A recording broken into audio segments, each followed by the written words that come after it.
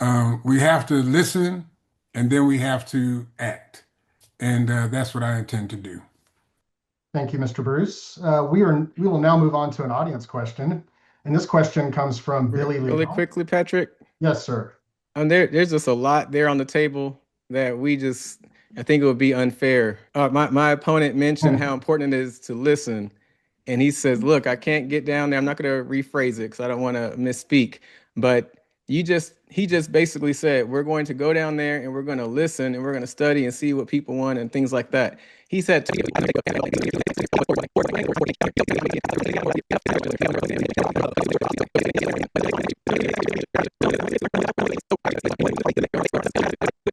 One really quick comment. It's real quick. If you were able to make all of these changes while you were on the school board, why didn't you do it? That's it.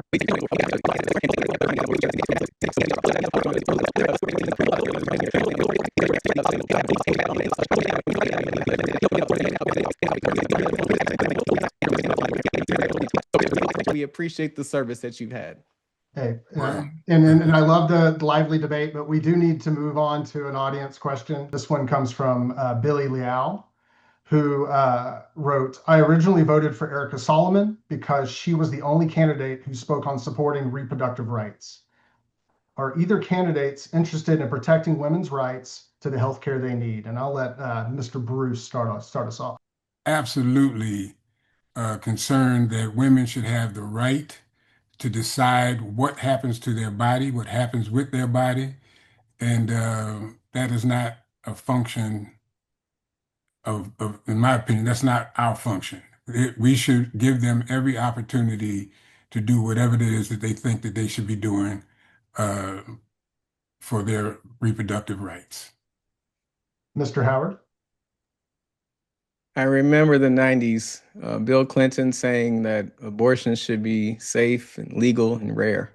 I'm pro-choice, but I don't say I'm pro-choice and just leave it there. I recognize, like men and women across the state and around the country and around the world, that abortions are tragic and they're so nuanced. So government should not be the ones telling women what to do.